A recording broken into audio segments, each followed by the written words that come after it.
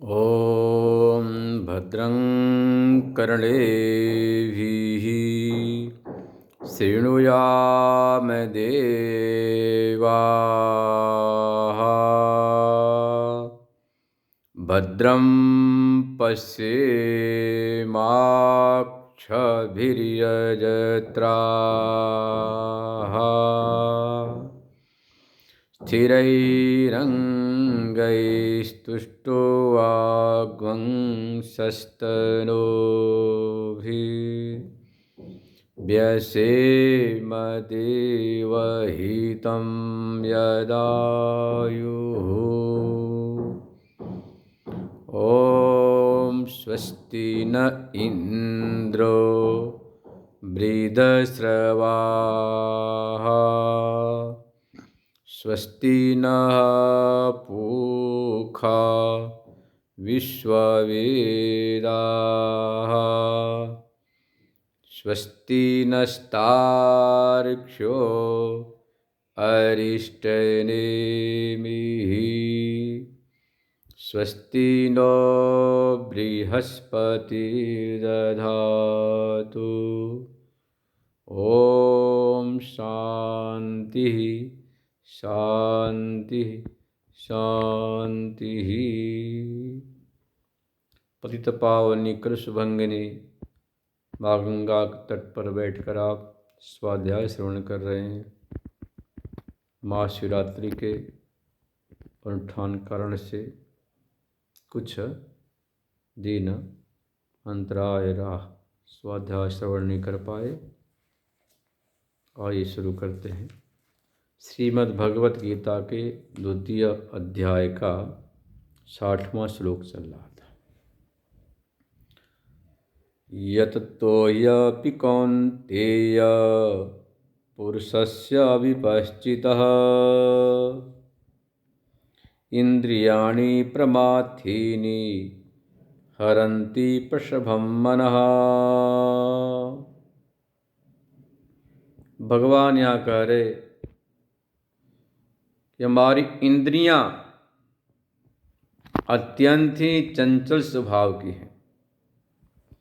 बहुत अधिक जो प्रयास करते हैं, यत्न करते हैं, कई बार ऐसे यत्नशील प्रयासशील ज्ञानी ध्यानी तपस्वी की इंद्रियां मन भी चंचल हो जाती। भगवान स्पष्ट कर दिया, यतोऽपि कौन्तेय पुरुषस्य विपश्चित। विपश्चित मतलब विद्वान जो पुरुष है, ऐसे विद्वान विपश्चित जो पुरुष हैं उसकी इंद्रियां भी कैसी प्रमथन स्वभाव वाली है। ये प्रमथन स्वभाव वाली जो इंद्रियां हैं ये आपके मन को हरण करके विषय में प्रक्षिप्त कर देती है, लगा देती है। ये सामान्य व्यवस्था है, बड़ी भारी वैज्ञानिक व्यवस्था है। जिस प्रकार से खिड़की झरोखे दरवाजे हमेशा खुले रहेंगे तो उसमें ततैया बर्रे मधुमक्खी मक्खी मच्छर अपने आप प्रविष्ट हो जाते हैं। तो बुद्धिमान व्यक्ति समयानुसार रोशनदान को, खिड़की को, दरवाजे खोलता है, फिर बंद कर देता है। आवश्यकता पड़ी तो खोल दिया, बाहर देखा कि हवा चल रही, तूफान है, धूल है, मक्खी मच्छर है, तो बंद कर दिया। ऐसी जो हमारी इंद्रियां हैं, इंद्रियां जब विषय से संयुक्त होती हैं तो वहीं से धीरे धीरे मन के ऊपर संस्कार पड़ता है। जो मन मुहर लगाता है कि बहुत सुंदर है, बहुत अच्छा यह है, ऐसा मुहर लगने के बाद फिर आपके मन में एक राग हो जाता है। और राग होने के बाद पुनः आप उसमें प्रवृत्त होते हैं। यदि आप सबसे पहले अपनी इंद्रियां, जो आँख है, नाक, कान, त्वचा है, आँख से जब देखे तो क्या समझे कि यह साक्षात भगवत स्वरूप है। भक्ति मार्ग से विचार करना है तो वेदांत मार्ग से सब ब्रह्म ही ब्रह्म है। योग शास्त्र से सब यह क्या है, हाड़ माछ का चमड़ा है, पुतला है। जैसे भी हो, चाहे भक्ति हो, ज्ञान हो, योग हो, आपको किसी भी युक्ति से अपनी इंद्रियों को सीमित करना है। अब भक्त क्या समझता कि सारा संसार ही भगवान का स्वरूप है, तो वेदांती समझता है कि ब्रह्म ही ब्रह्म है, दूसरी कोई सत्ता नहीं है। योगी समझता हाड़ माँ चाम का पुतला है, खिलौना है, मिट्टी का खिलौना है। ऐसा समझकर इंद्रियों से व्यवहार व्यापार करते हुए भी आप अनासक्त रहते हैं। आपका मन वहाँ नहीं भागता है, या यूं कहो कि मन के ऊपर उनकी छाप नहीं पड़ती है। इंद्रियां सबसे पहले विषय से संयुक्त होती हैं। अनुकूल हुआ तो उसका राग होगा, प्रतिकूलता होने पर द्वेष के संस्कार पड़ते हैं। तो आपको सबसे पहले इंद्रिय विषय के व्यवहार करते समय सावधान रहना है कि कहीं यह विषय हमें अपनी तरफ आकर्षित करने के लिए, यह विषय अपनी तरफ आकर्षित प्रभावित करने के लिए यह इंद्रियों का उधर जब बार बार जाना है, तो जहाँ इंद्रियां बार बार जाती है वहाँ सोचना कि भाई यह विषय अनित्य है, क्षणिक है, नाम रूपात्मक है, मिट्टी का खिलौना है। तो विवेक से यदि आपने काट दिया तब तो बात बन जाएगी। विवेक से नहीं काटा, आपात रमणीयता की तरफ मन भागेगा, तो वही इंद्रियां जब विषय का स्वाद लेती हैं, सुंदर रूप है, सुंदर रसगुल्ला है, स्वादिष्ट है, खुशबू अच्छी आ रही है, घूमने का अच्छा देश लगा, तो बार बार घूमने की इच्छा होना, बार बार देखने की इच्छा होना, बार बार उस चीज़ को खाने की इच्छा मन में होना, खुशबू लेने की इच्छा होना, तो यहाँ जो मन के ऊपर उसकी छाप पड़ गई। पहले आपने रूप को देखा, रस चखा, गंध लिया, स्वाद लिया, स्पर्श किया, भ्रमण किया, यह तो अच्छी बात है। पर आपके मन में जो संस्कार पड़ गए, संस्कार के अनुसार बार बार जो आपका मन उधर जा रहा है, तो मतलब कि मन पर छाप पड़ गया। उस मन पर छाप पड़ने को हम संस्कार बोलते हैं, राग बोलते हैं, राग हो गया। तो इंद्रिय और विषय के व्यवहार करते समय आपको सावधान रहना है। यदि आप भक्त हैं तो क्या समझना कि यह सब भगवान का ही विभूति है, ऐश्वर्य है, लीला है। ज्ञान मार्ग के चिंतक है तो विवेक से काटना कि संसार ये मिथ्या है, काल्पनिक है, स्वप्नवत है, क्षणिक है, परिवर्तनशील है। और यदि योग मार्ग से विचार करें तो सब यह हाड़ माचाम का पुतला है, खिलौना है, प्राकृतिक चीज़ें हैं। जैसे भी हो आपको युक्ति से मन को वश में करना। तो मन को वश में वही कर सकता जो इंद्रिय व्यवहार या यूं को व्यापार के समय सावधान रहता है। इंद्रिय से व्यापार तो करे, व्यवहार तो करे, पर कहीं चिपके नहीं, इस पर छाप न पड़ने पाए। यदि आप ऐसा करते हैं तब तो आप सफल।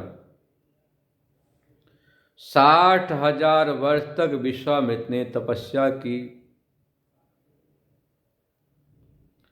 जरा सा मेनका का नृत्य को देखे मुग्ध हो गए। इन सारे तमाम घटनाओं से साधक को सावधान रहना चाहिए, क्योंकि आचार्य कहते हैं कि मन पर विश्वास कभी नहीं करना। यावत जीवनम तावत मनसो न विसृंभणीयम भाष्य है।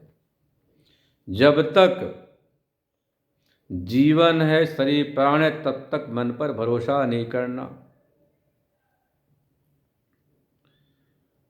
तो देखो, ऋषियों की कथा से हमें सीख मिलती है कि इंद्रियां प्रबंधन स्वभाव वाली हैं। जरा सी इंद्रियां बाहर देश गई जाने के बाद जब आपके मन में उसका छाप पड़ जाता है तो बार बार उस विषय का आप याद करते मन वहाँ भागता है। फिर वही जो मन है आपको परमार्थ से विचलित कर देता है। इसलिए अगले श्लोक में भगवान क्या कहते हैं कि आपको इंद्रियों कैसे वश में करना, तो उपाय बता रहे हैं। तानि सर्वाणि संयम्य युक्त आसित मत्परः वशे हि यस्य इंद्रियाणि तस्य प्रज्ञा प्रतिष्ठितः। तानि सर्वाणि संयम्य, उन इंद्रियों को आपको सेमन करना है। सेमन मतलब कि अपने बस में करना है। जब आप इंद्रियों को संयमन करते हैं, बस करते हैं, अब कैसे करना है तो कहते हैं अभ्यास वैराग्य अभ्यम तन निरोध। अभ्यास वैराग्य से भगवान गीता में आगे बताएंगे। अभ्यासेन तो कौन्तेय वैराग्येण च गृह्यते। अभ्यास वैराग्य के द्वारा ही यह मन आपका वश में होता है, दूसरा कोई उपाय नहीं। तानि सर्वाणि संयम्य युक्त आसित मत्परः, इंद्रियों का सेवन करना, नियमन करना। जिसने इंद्रियों को वश में कर लिया उसके विषय में भगवान कहते हैं तस्य प्रज्ञा प्रतिष्ठिता। जिसकी इंद्रियां वश में हो गई उसकी बुद्धि प्रतिष्ठित हो जाती है, अब विषय में भागती नहीं है, स्वरूप प्रतिष्ठित हो जाता है। बस ही यस्य इंद्रियाणि तस्य प्रज्ञा प्रतिष्ठिता। तो सबसे पहले आपको इंद्रिय जो दरवाजा है,